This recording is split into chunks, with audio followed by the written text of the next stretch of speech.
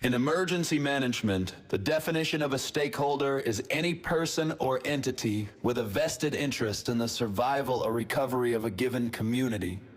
This is the Stakeholder Prepping podcast, where the tactical comes from the practical, and today, you become your own stakeholder.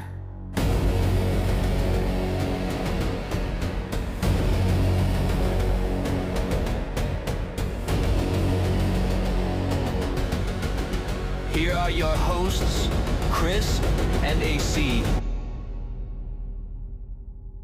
Welcome back to Stakeholder Prepping, where you, yes, you are the stakeholder in your own survival.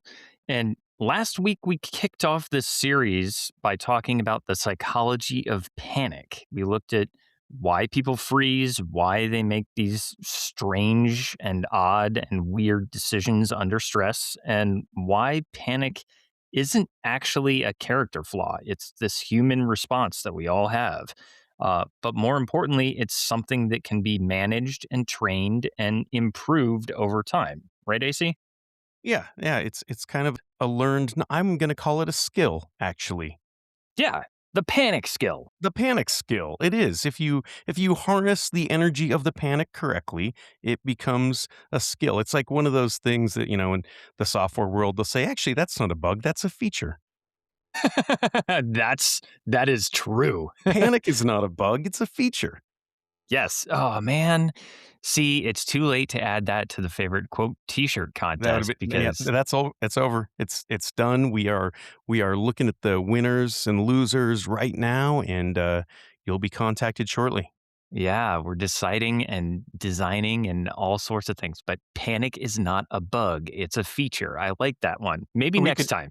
Hey, we could do the T-shirt. We do whatever we want. Yeah, We can that's just true. do the T-shirt.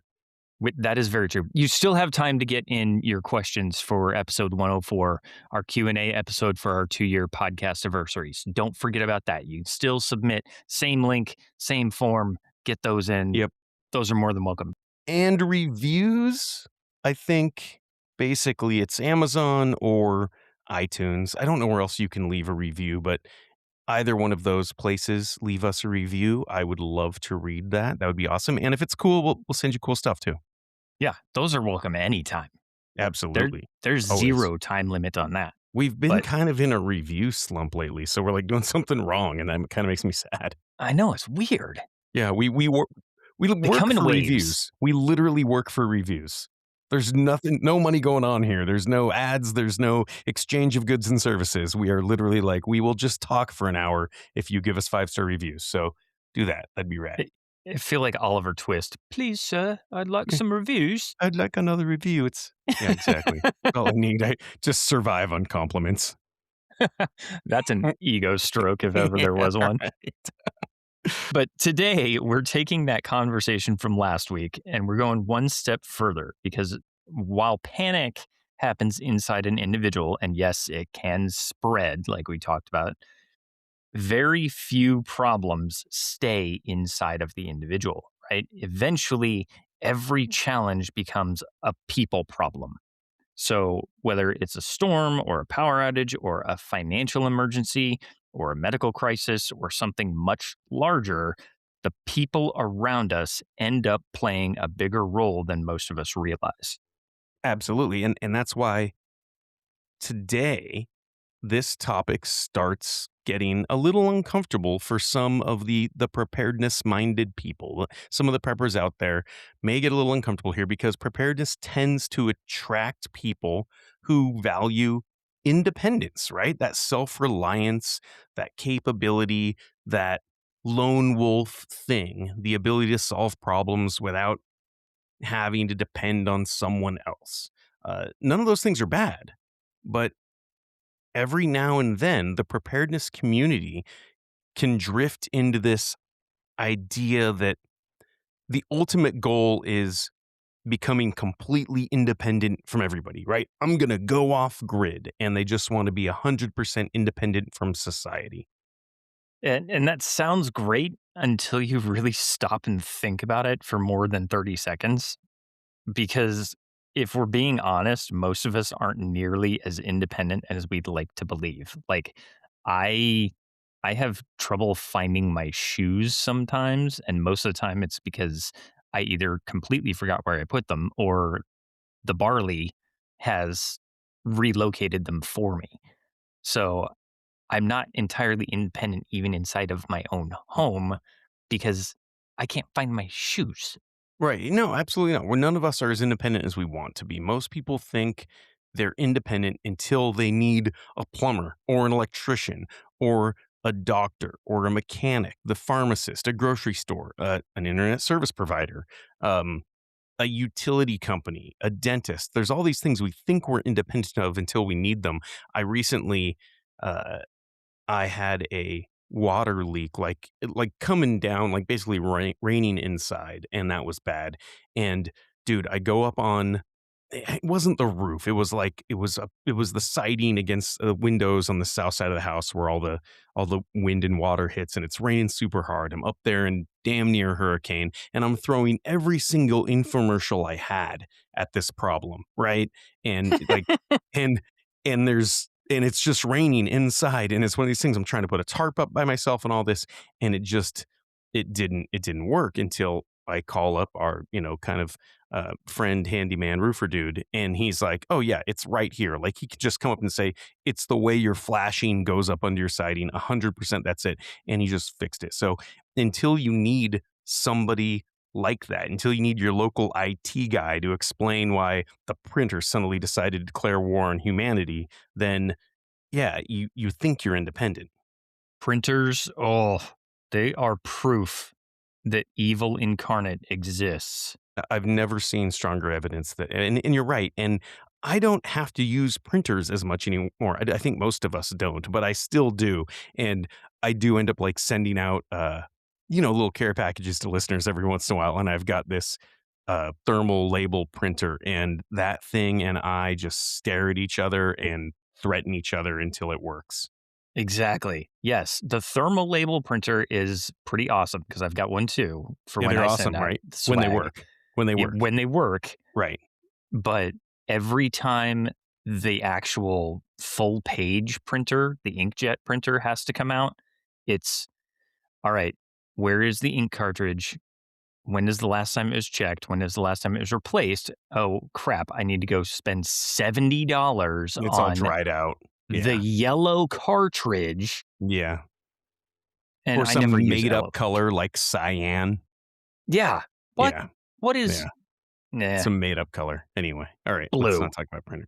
It's blue. Call it blue. Yes. The reality here is that human beings have always survived in groups. We are a social persistence hunter animal. That's not weakness. That's not dependency. That's one of our species' greatest strengths. And that's what's interesting about this is disasters repeatedly demonstrate this. A lot of people imagine emergencies bringing out the worst in everyone. I mean, look at Mad Max and look at all of the disaster movies where they've got, the purge going on outside of everyone's window. But uh, movies love that narrative. I mean, television loves that narrative. Social media definitely loves that narrative. It's Oh, it's the absolutely. apocalypse every weekend Yep. on social media. Right. But when researchers actually study disaster response, they often find something very different. People help each other. What do you know? Neighbors check on neighbors. Strangers rescue strangers. Communities organize. Families, they pull together and render mutual aid and support and get everybody out of the floodwaters if that's what it is. Which is kind of funny when you think about it, because if you only watched movies, you'd assume every disaster immediately turns into a cross between Mad Max and Black Friday at the television store, right? You just think that it's this crazy apocalyptic, everybody's out for themselves and shooting their neighbors and all this kind of stuff. And it's just not. And it's so funny how many people we have talked to about going through disasters. Like, we had a great conversation with Joe Flowers about that, one of our very early guest episodes.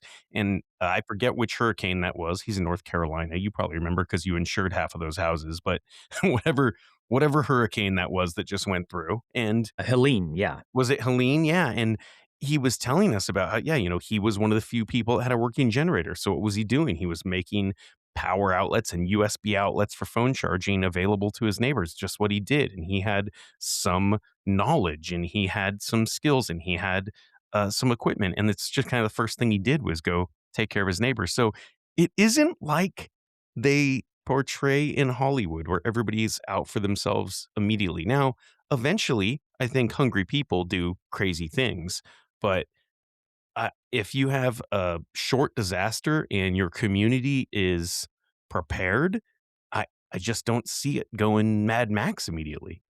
Yeah, the buckskin and recycled tire loincloth doesn't come out for the first 72 hours at least, you know? Right. So, That's why I keep my loincloth, my tire loincloth, slightly smaller. I have to lose enough weight, and that's kind of how I know.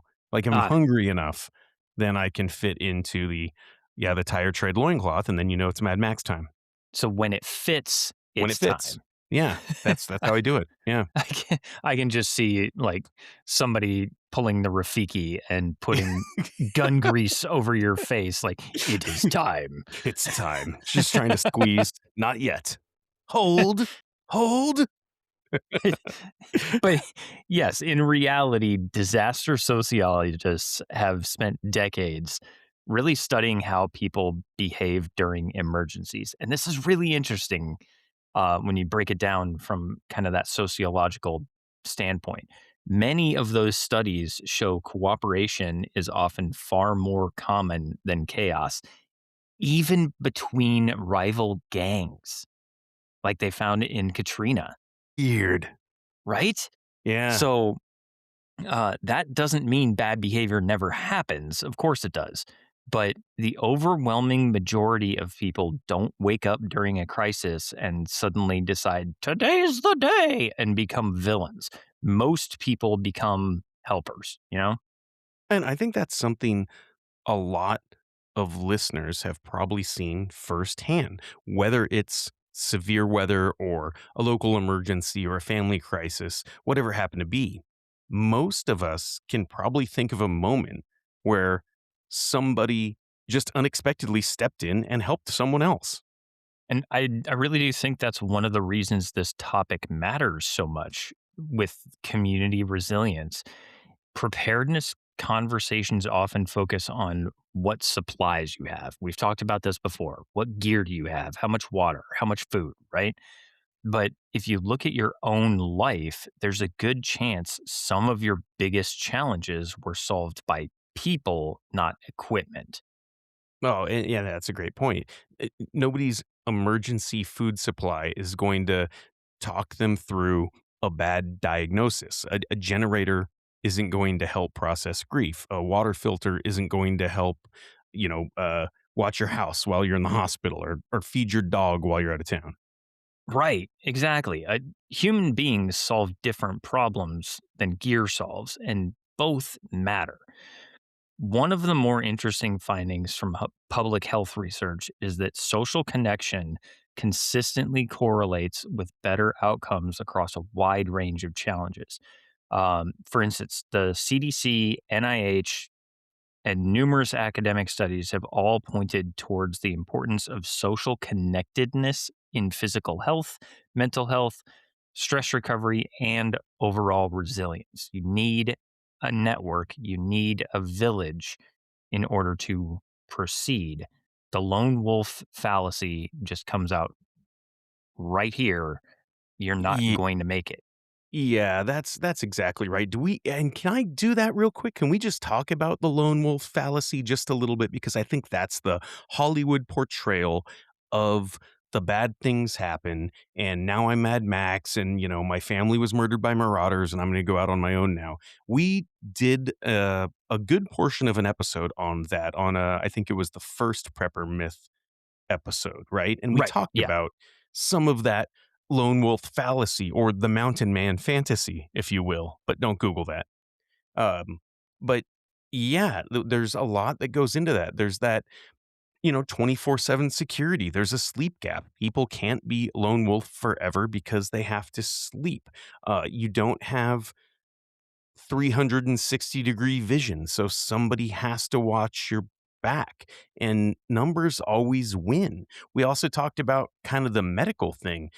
In a stable society, a broken leg is a convenience, but in a lone wolf scenario, man, there's like kind of this self-surgery myth that somehow you're gonna have a broken leg and still either fix it yourself or be able to just carry on, but it's just not the case. There's this huge incapacitation factor that I think people don't really address a lot in this fantasy, and then there's a huge calorie deficit to kinda labor trap where multiple people, a community, let's say even a small group, is so much more capable than the the whole of its parts. Four people can produce so much more food than four individuals because you're working towards a common goal and you can assign tasks and things like that. So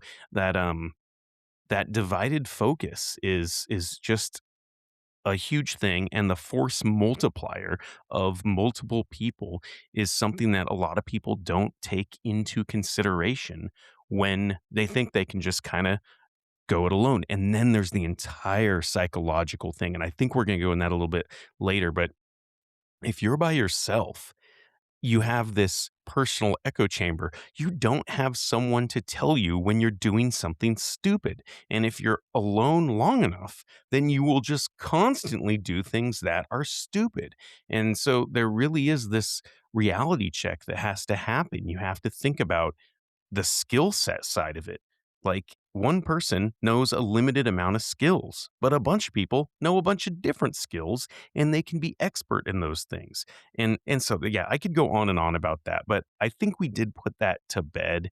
And yeah, if you want to go listen to episode 77, I think was our I think it is, Prepper yeah. Myth one where we discussed that. So, that's kind of a great place to look at it, right? Where you can go and say, okay, yeah, we can break down that whole lone wolf kind of fallacy. But Yeah, yeah, I and think you know what what I you said mean? about that stupidity echo chamber, you're either going to end up, you know, half strangling yourself or cutting off your arm with a piece of 550 cord while trying to make a hammock, or you're going to end up figuring out all of the orbital mechanics to launch yourself to the Alpha Centauri system using a rock and a hammer. Like it's one or the other. You're either going to be an absolute genius that no one understands, or you're going to do something stupid and hurt yourself severely. Yeah, right, exactly. So I think people just don't realize how little time many of us actually spend sort of investing in those, the community resilience relationship stuff. Right. And that's where this gets really interesting because relationships are one of the few preparedness assets that cannot be built instantly. You can't wait until the hurricane warning is issued and then suddenly decide to have strong community ties, right? You can't say, I'm going to be the HOA leader because there's a tornado warning. Well, who asked you, dude? Like, you can't wait until the emergency happens and then suddenly decide to become trusted. Those things have to exist beforehand. And if you break that trust through stupid decisions or mistakes beforehand, it becomes 100 times harder to rebuild that on the back end with your neighbors, with your spouse, with your community than ever before. Yeah, and it's really interesting you say that because you're right. Like relationships can't just be built immediately because we need one. I need to be able to trust this person who says they're a doctor, so I'm just going to trust them immediately. But I think a lot of people understand this concept when it comes to supplies. Like you don't buy flood insurance after the flood. You don't build an emergency kit during the emergency. But sometimes we forget that same principle applies to people, to community, to relationships. And precisely there is where that lone wolf myth that we just talked about starts to really, really break down. So let's be fair. The appeal of that lone wolf is obvious. The idea that one capable individual can solve every problem through just sheer grit and determination and skill, that is incredibly sexy and attractive and Hollywood script ready. But it's deeply woven into the American culture in ways that we glamorize and probably shouldn't. Yeah. Oh, absolutely. And let's be honest, it's fun. Like the image of somebody standing alone against the world with nothing but competence and determination makes for a really cool movie poster. I'm sure it's on a bunch of movie posters of just that lone wolf fallacy, and it is cool. And obviously, we both agree that we would love to be able to have all of those skills, to be able to do everything, to be the doctor and the mechanic and the plumber and the hunter and the gatherer and the gardener, but it's not realistic. Yeah, I mean, the problem is that real life isn't a movie. Real life involves complexity. Complexity eventually exceeds individual capacity. So if you think about it, can one person be that doctor, mechanic, electrician, farmer, teacher, communications expert, security specialist, counselor, and logistics coordinator simultaneously? Maybe for a day. If they have all of the training that SEAL Team 6 pours into their operators? Sure. Maybe for a Sure. day, but Yeah, not for long. yeah, and even if they could, there's still only one person. They still only have a usable amount of hours in a day, and at some point, they need to sleep. Right. The squishy computer between their ears has to reset at some point. It will RAM overload. It has to take 6 to 8 hours off, or it's just not as efficient as it should be. The computer hamsters will start to let out the magic smoke. Yeah, that's right. But that's why communities matter, not because nobody is capable individually, but because nobody is capable of everything. One of the things I've noticed repeatedly is that preparedness minded people oftentimes underestimate the value of specialization. And this is, I don't know why, but we tend to focus on what we can personally do. Communities create something much bigger, which is shared capability. Yeah, and that's actually one of the reasons healthy communities recover faster. Not everybody needs the same skills. Somebody knows medical, and it's not like you have a surgeon next door or you've got an ER doc next door. Hopefully you do. But if you have, someone who's a dental assistant, that person has more medical training than I do. Right? So, Okay. and like you, Chris, right? Like you have had quite a bit of medical training. You are more capable than the person that has had none, or even the person that's only had the things that we say go do, right? The CPR and the basic first aid or the stop the bleed. You have still had more training than that person when it comes to, you know, the medical skills. And someone knows construction, somebody knows communication, somebody knows logistics, somebody knows where to find resources. You've got the hunter, you've got the gatherer. So yeah, when you look at those kinds of communities where people have already put a label on those people, they've already decided who can do what, then those kinds of communities recover way faster. Don't forget about the guy who can fix the printer. True hero, the IT guy, the neighborhood IT guy. That's actually, it's funny because I have neighbors close who are very like-minded, and we were talking about that once, like sitting down talking about like who can do what, and they're like, "Oh, well, you're the IT guy." I'm like, "No, I'm not the IT guy. That's the worst. That's the worst compliment ever." But you're right. I mean, if somebody can fix the printer, Just because I know how to use Excel effectively does yeah, not make me the IT guy. Come on, yeah, I know how to like hook electronic things up in like radars and cameras and stuff. Like, well, you're the IT guy. right? I'm so much more than that. I'm the IT guy who can also shoot. Come on. Yeah, exactly. Let me go on patrol. I'm tired of sitting in the basement. Guys, guys. So, but back to our topic. One thing that FEMA talks about in their whole community preparedness framework is the idea that emergency preparedness isn't just an individual responsibility, right? It is a shared responsibility that includes families, organizations, businesses, nonprofits, faith groups, neighborhoods, local governments. It's a smattering of everybody. If you are part of a community or a locality, you are part of this group. And the phrase whole community is important because emergencies affect systems and communities are systems. You are a stakeholder in that system wherever you live. Yeah, and we obviously kind of poop on FEMA every once in a while, but it's true. This they call it the whole community uh, framework. It's true. It addresses all of those different systems in a community, and I think that's a concept preparedness people, preppers in general, actually understand better than they realize. Take a family emergency, for example. Maybe one person is handling transportation, somebody else is making phone calls, somebody else is handling meals, somebody else is watching the kids.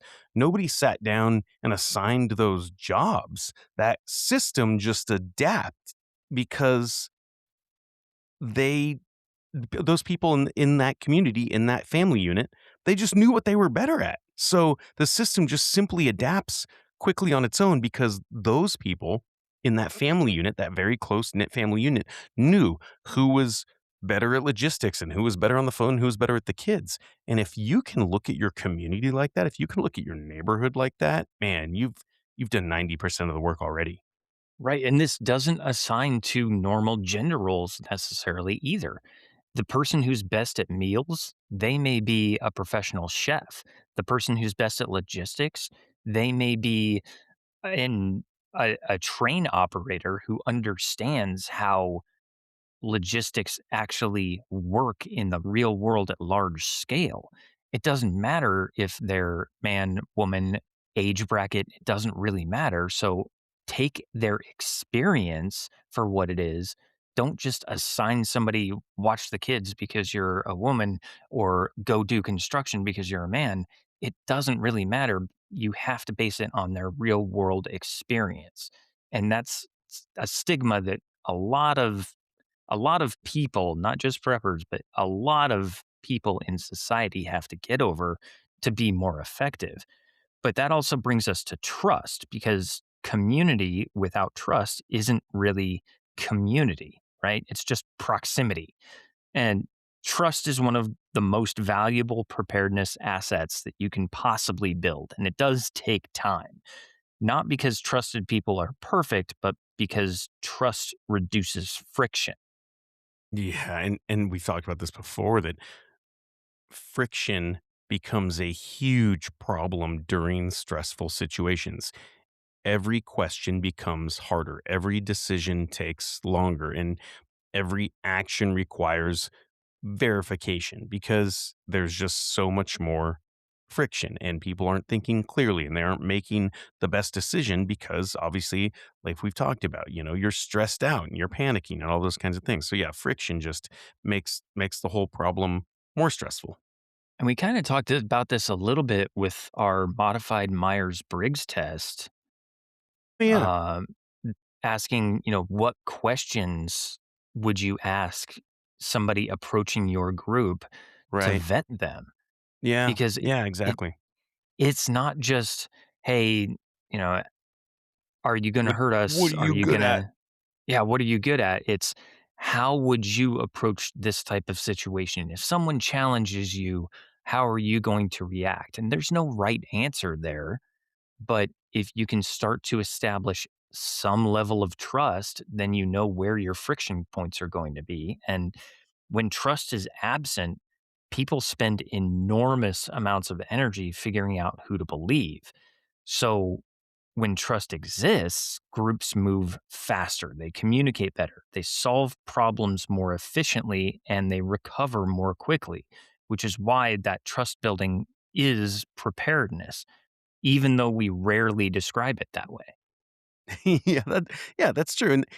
And the funny thing is that trust usually develops through very ordinary things. But like you said, it takes time. It develops over time. It's not dramatic things. It's, you know, showing up, following through, helping somebody move a couch, checking on a neighbor, volunteering, being reliable. It's those kinds of things. Letting the neighbor borrow your lawnmower. It's that kind of stuff that actually builds trust. It's not crazy things.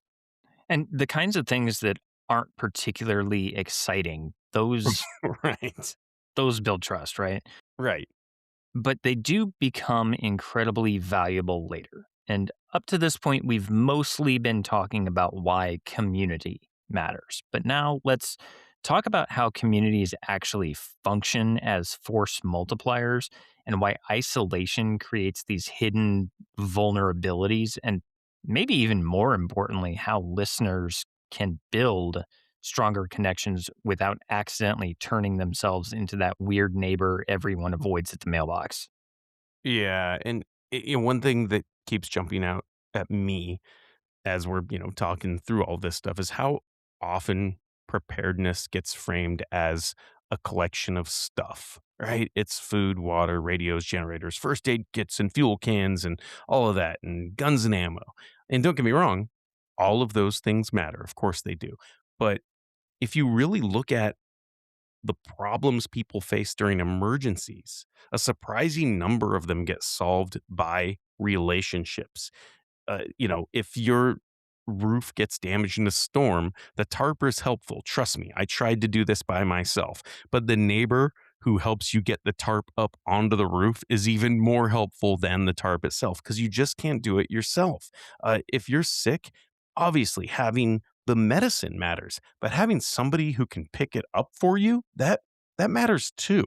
And preppers love the term force multiplier. That's kind of a military concept, and I use that term all the time. And honestly, good community relationships might be one of the biggest force multipliers available. I mean, they really are. A, a well working community, neighbors that you know well and you know what they're capable of, that is the biggest force multiplier you have. And I think that's actually where a lot of people accidentally create vulnerabilities without even realizing it. Because we tend to, inventory supplies because they're easy to count. I have 6 MREs, I have 3 bottles of water, I have 90 30 carbine rounds, and I've got 2 potatoes, whatever. You can count cans of food, you can count gallons of water, you can count batteries. It is much harder to measure things like trust or relationships or reputation or goodwill. But those assets are often incredibly valuable when things get difficult.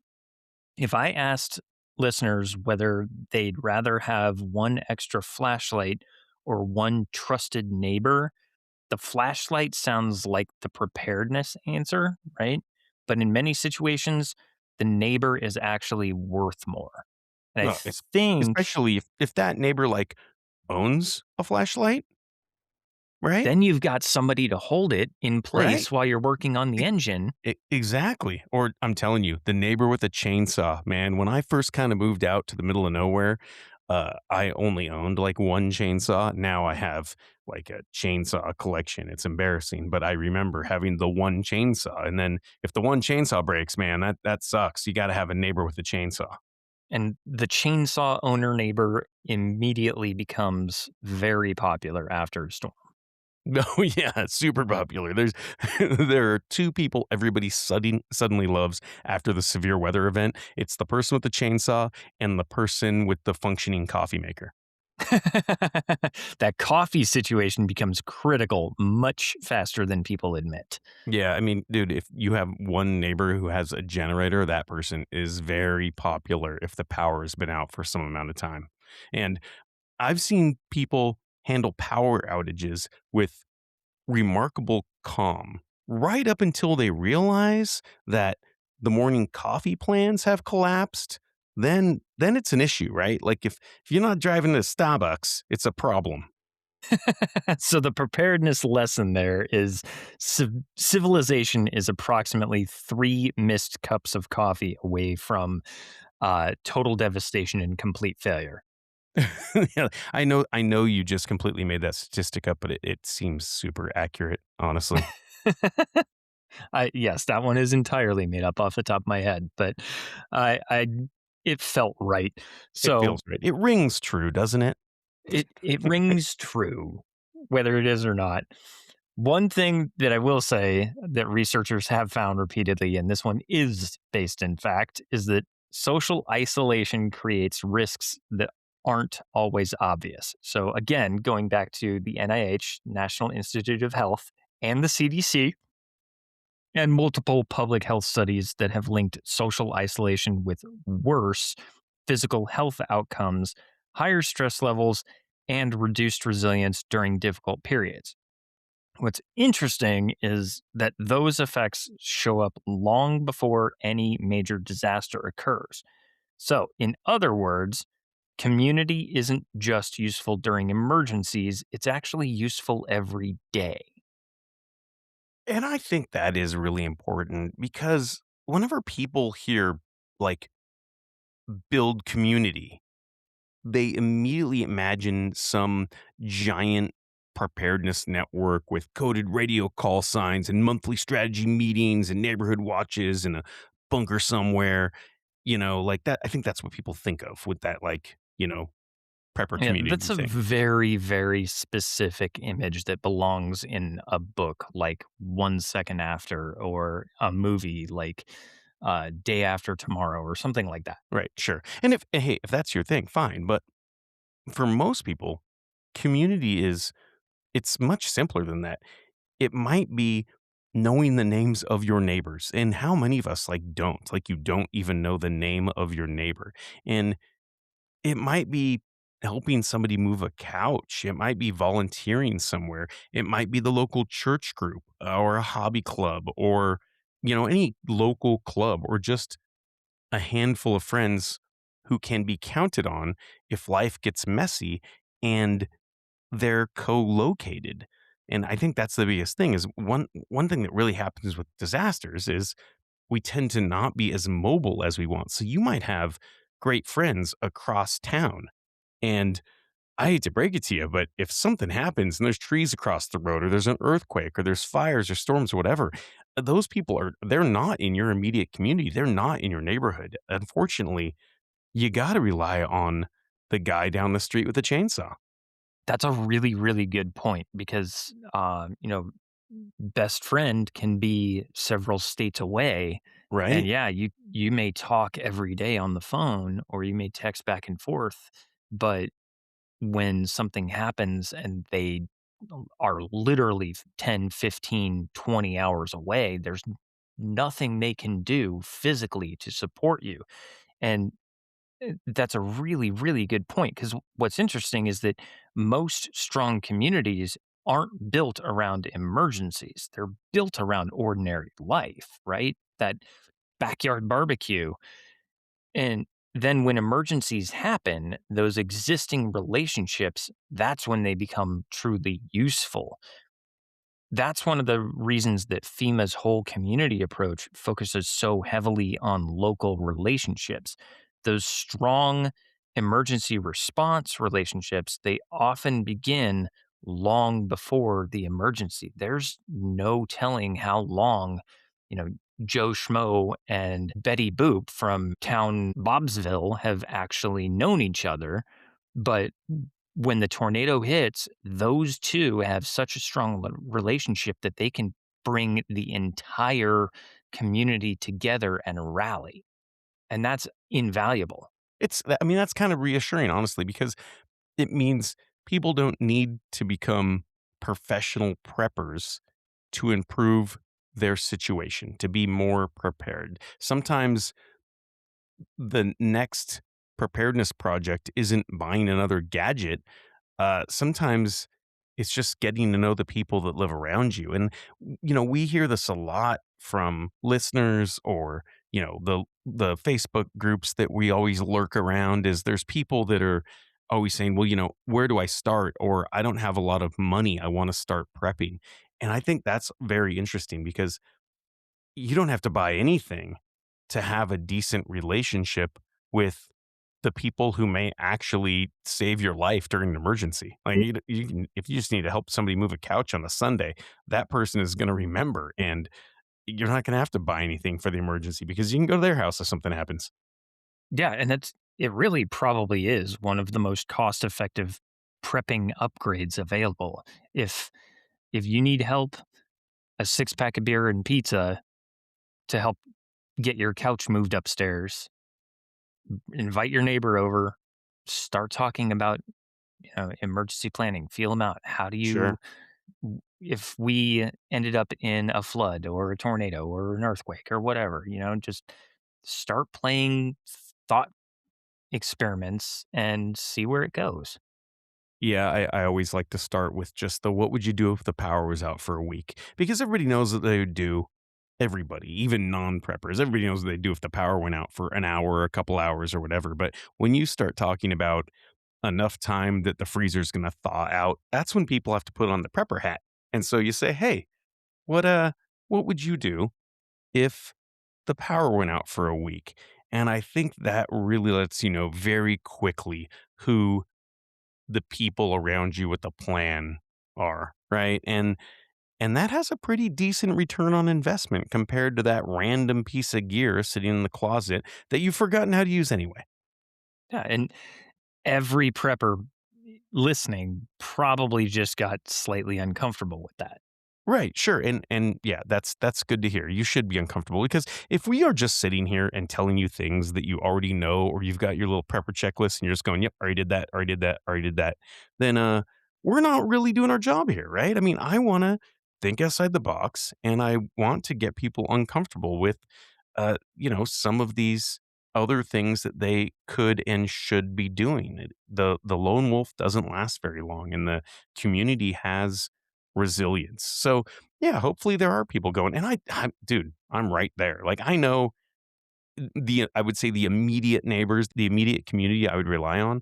I probably know half of their names, and the rest of them, like, I know who they are. I will wave to them when they drive by, but then I'm like, man, like, that's the guy down the street. I forget his name. He's got a tractor though. Like, I should go find out what that guy's frosty adult beverage of choice is, and I should make sure the oil's been changed in that John Deere. I mean, so I'm giving myself some homework here too, like knowing who the neighbors are that have those, you know, skills or equipment that you could rely on is huge. And that thinking outside the box kind of takes us right into our next point, because another thing that communities provide is perspective. One of the reasons that panic spreads is because people become trapped inside their own interpretation of events, especially when you sink into that conspiracy theory rabbit hole. Strong communities create additional viewpoints. Sometimes that's enough to prevent bad decisions. Not every time. Sometimes the entire community can fall into that bad decision pitfall. But sometimes it's enough to catch information that you've missed. And, it may be enough to simply remind you that you're not dealing with a problem alone. Yeah, and I think we've all experienced that. But how many times have you done something, Chris? I mean, you've had some medical emergencies at home. How awesome would it be if, like, your next door neighbor was an ER doc and a neurologist, and you could just be like, "Hey, I got a quick question, real quick." Like, that would have been invaluable. Like, I think about things like that, right? Yeah, Like, like, 100%. how cool would it have been if your next door neighbor was a virologist 6 years ago? Like, I would have just Oh, turned off the news and be like, "Hey, I've got a couple of questions about this thing and, wet markets and pangolins doing it with bats and stuff." Like, it would just been crazy if you had had, an actual expert in the community close. And that can happen anytime. I think, you have a problem, you stare at it for 3 days, and then somebody else looks at it for 30 seconds and says, "Oh, have you considered this?" And suddenly that whole situation changes because, like, they're an expert. it comes down to it ain't got no gas in it. Yeah, ain't got no gas, Bobby. Sometimes it's just broke. That happened actually with my lawnmower. I was struggling to get it started. Absolutely could not get this thing going. Changed out the spark plug, changed out the entire electric coil system, changed out all kinds of parts that I didn't need to change out. And all it needed was the carburetor cleaned. You just had gummy carburetor and just didn't know it because you're doing everything else. You're like, well, I know how to change a spark plug. Yeah. And Yeah. it took 3 of us to figure out that it was the valve on the carburetor that was gummed up. Yeah, that's funny. I think about that too when they sell like the rebuild kits for like your like your lawnmower, your like the tune-up kits. I think they call them not a rebuild kit, but like a tune-up kit for like your chainsaw, and it's like an air filter and a spark plug. And I can tell you right now that if your chainsaw just isn't running, it's probably not one of those 2 things. But Right? that's what most of us would do, be like, "Well, I don't know, it doesn't work anymore, so I'll just go buy this kit from Sears and put in those parts." And it's like, "No, you've got a broken reed valve or a busted cylinder, or you've got you've just got gas that's gone bad." But people will just go, "Well, I'll do the thing I know to do. I know how to change a spark plug." It's not that. It's never that. Right. And community expands problem solving capability and capacity. That's true during disasters. That's true during everyday life. It happens to all of us. Sometimes you just need that outside perspective or that new way of looking at things. Sometimes that comes from your spouse. Sometimes that comes from community. Sometimes that comes from a friend who's like, hey, dipshit, did you do this? And hey, and before anybody thinks we're saying everybody needs 100 close friends, and or people are going to tell us that we're violating OPSEC or something like that, that's not really the point here either. Most people don't need this massive network. They just need a handful of reliable relationships. Quality beats quantity every single day of the week. And that right there is supported by some pretty fascinating long term research as well. The Harvard Study of Adult Development, which has followed participants for decades. This is a very long term study. They consistently found that strong relationships were among the strongest predictors of health, well being, and life satisfaction. Not income, not fame, not status, not the amount of gear in your garage that's just collecting dust because you haven't dusted it off and practiced with it, but relationships. And what was that?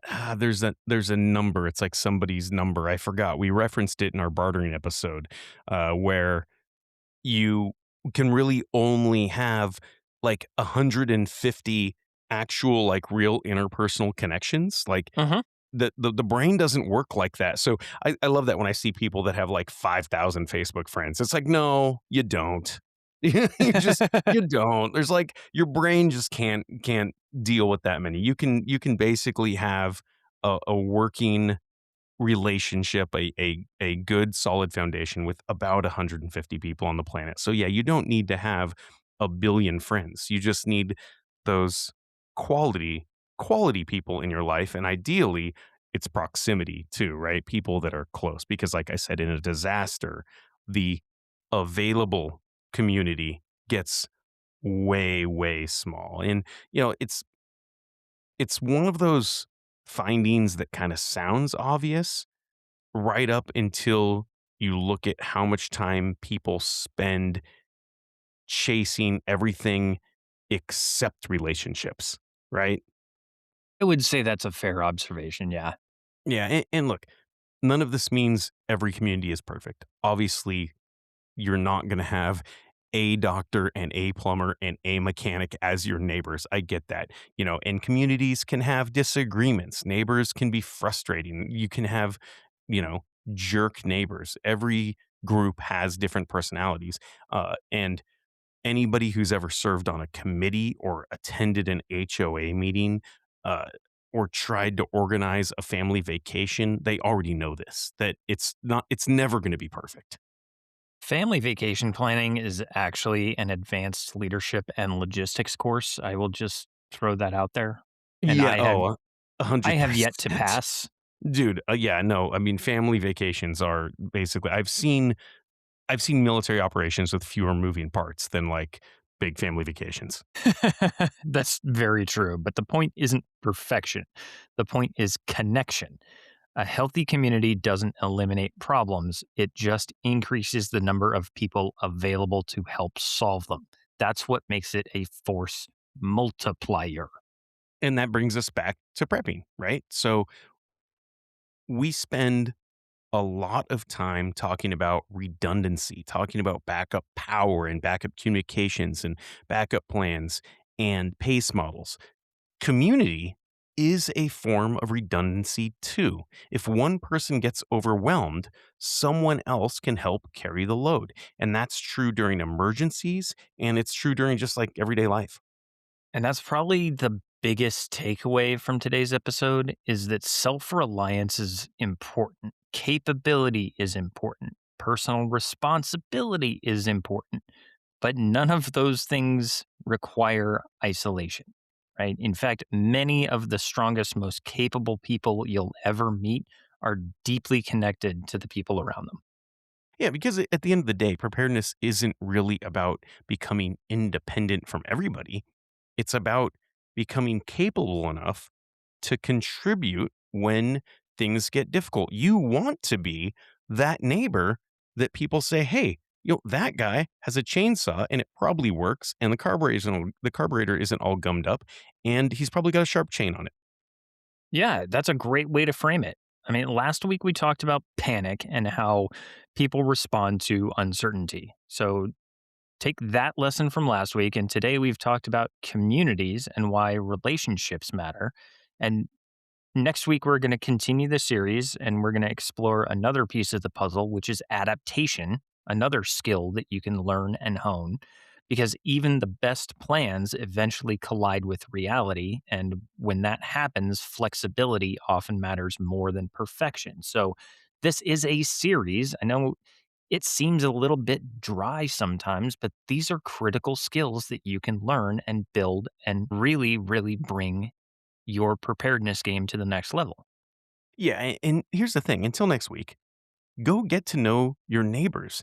And this is very easy because it is the middle of the summer, and any of you with a garden have way too many zucchinis right now.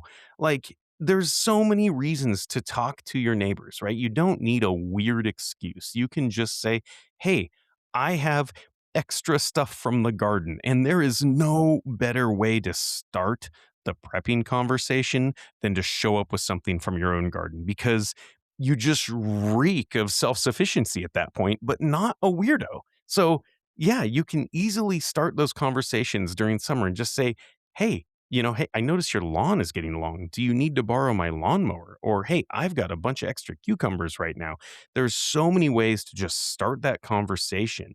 And then you can sort of remember that preparedness isn't just about what you have, but it's also about who you have. Yeah, and I have a feeling that that's going to happen this year with our garden because I overplanted the Yukon Golds and we're probably going to have 55 extra pounds of Yukon Gold potatoes. I don't know what to do with them. See, So, yeah, that's a perfect example. I it's weird with my garden. Sometimes I start everything from seed, like indoors, because uh, y- my season just is a little shorter than most. We're up on the top of a hill. It's still below freezing, sometimes into late April, and so I start a lot of stuff, these little starters indoors in a little like LED greenhousey thing, and then I, move everything out into the garden. So I don't know what my garden is going to look like until those starts kind of take. And it's just kind of funny. Like some years I've got like a very hot pepper heavy year. And this year I've just got like a ton of extra cucumbers. Like I'm going to have a ton of cucumbers. I just know it. And so it's those kinds of things where, I try to just plant as much stuff as I think I'm going to use or can, or I'm going to make tomato sauce, or I'm going to, do potatoes, or I'm going to make hot sauce or whatever. And this year it's a very heavy cucumber year. So this will be the one that some neighbors will get cucumbers. well, and I've sent you pictures of the tomatoes in the garden. Oh, yeah, there's something wrong with those. That's crazy. No, tomato plants don't get that big. I don't know what to do with them Y anymore. I'm gonna have to yeah. build scaffolding to figure out what to do with them because I'm 6'3" and they are legitimately taller than me, and they've only been in the ground for 70 days. Yeah, I don't know what if that's like you planted them on Indian burial ground or if you're watering with data center water or something. I don't know, but it's like they're massive. There's something wrong there. Yeah, I would yeah I would get those checked out. But your tomatoes are gonna be huge. Yeah, and if I can get the husky to stop eating every strawberry that comes off of that stupid little plant, then maybe I would actually get some strawberries to make wine with or, Yeah.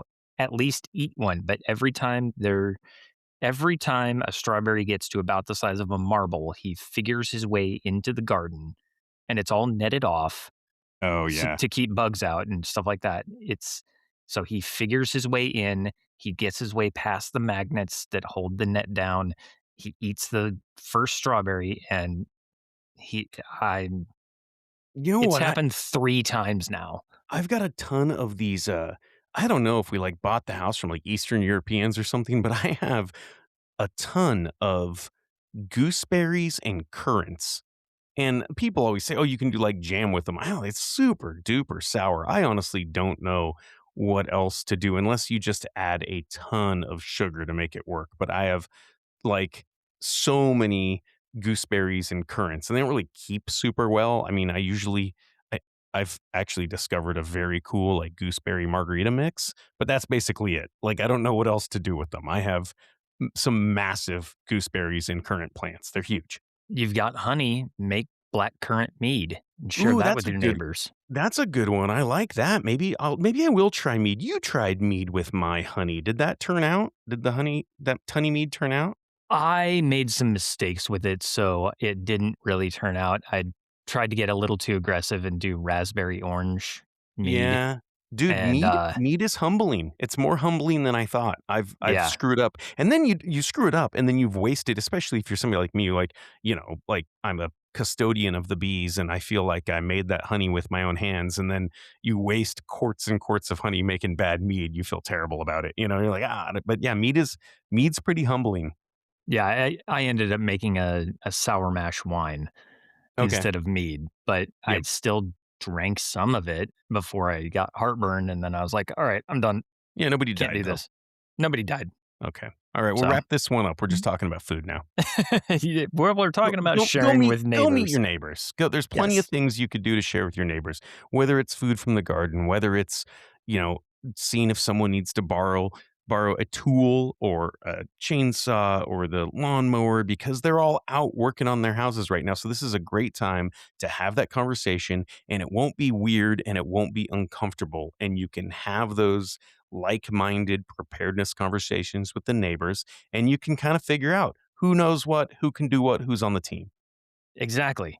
And come back next week for round 3 of our resilience series. We're going to be talking about adaptation.